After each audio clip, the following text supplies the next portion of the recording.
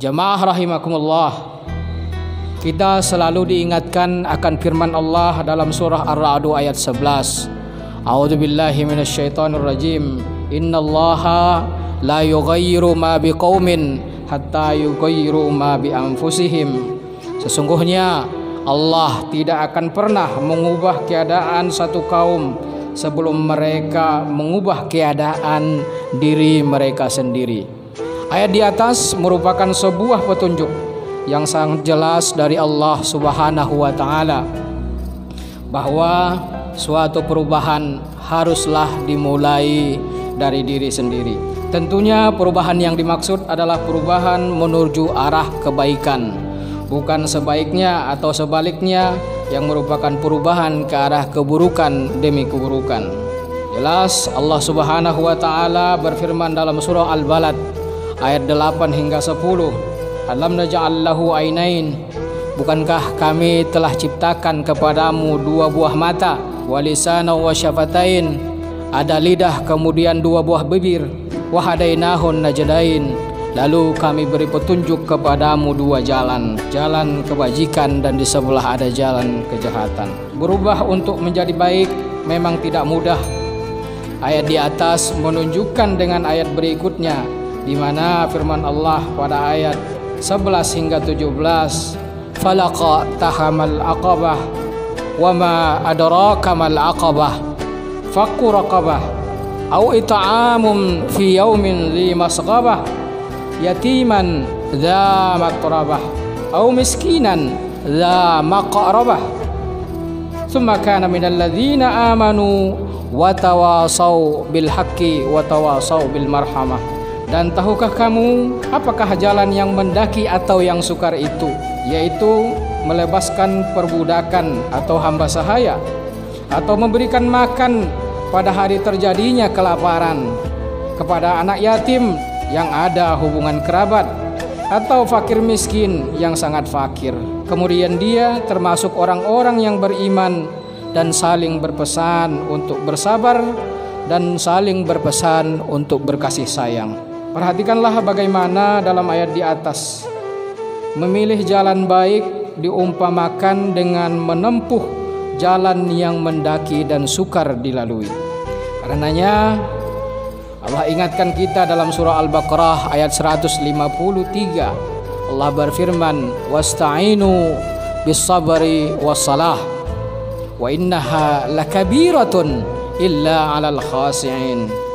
Dan memohon pertolonganlah kepada Allah dengan sabar dan salat. Dan salat itu sungguh berat kecuali bagi orang-orang yang khusyuk.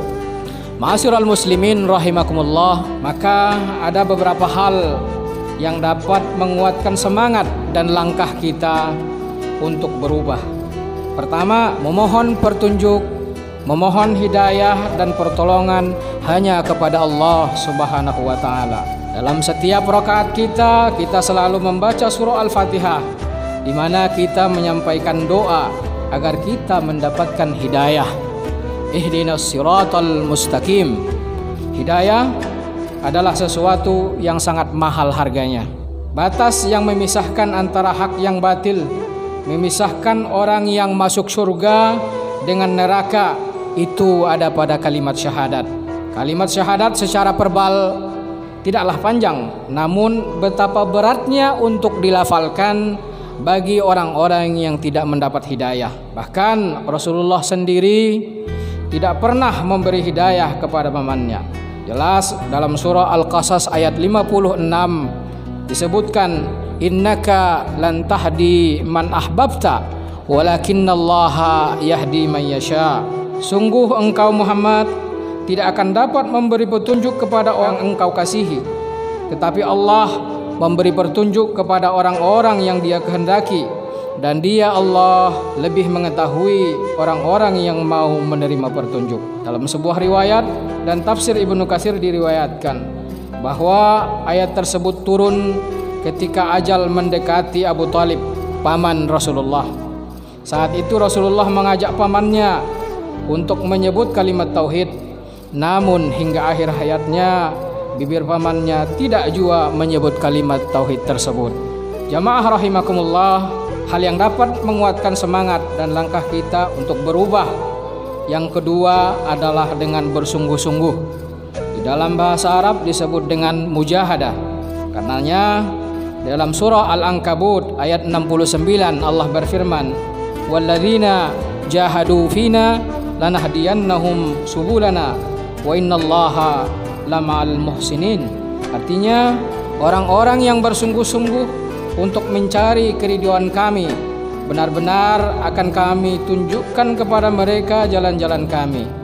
Dan sesungguhnya Allah benar-benar bersama orang-orang yang berbuat baik. Ma'asyiral muslimin rahimakumullah.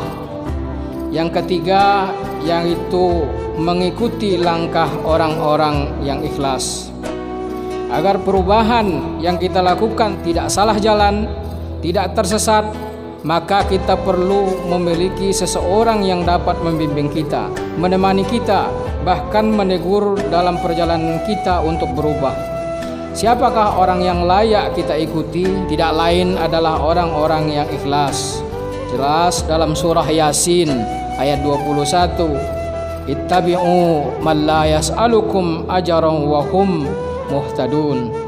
Ikutilah orang-orang yang tiada minta balasan kepadamu, dan mereka adalah orang-orang yang mendapat petunjuk dari Allah Subhanahu wa taala. Jamaah rahimakumullah, kesimpulan dari penjabaran di atas bahwa untuk berubah, untuk sebuah perubahan diperlukan setidaknya dua hal. Pertama, kita harus merubah diri kita sendiri. Ibda binafsik, mulai dari diri sendiri. Yang kedua, tentunya kita harus konsisten dalam hidup dan kehidupan kita.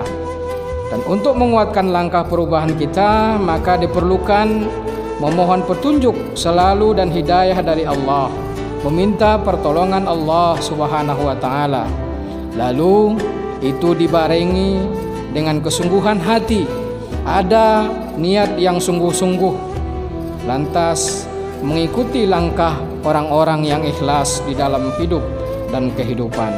Aqulu qouli hadza wastaghfirullah li wa lakum wa lisairil muslimin innahu huwas samiul alim.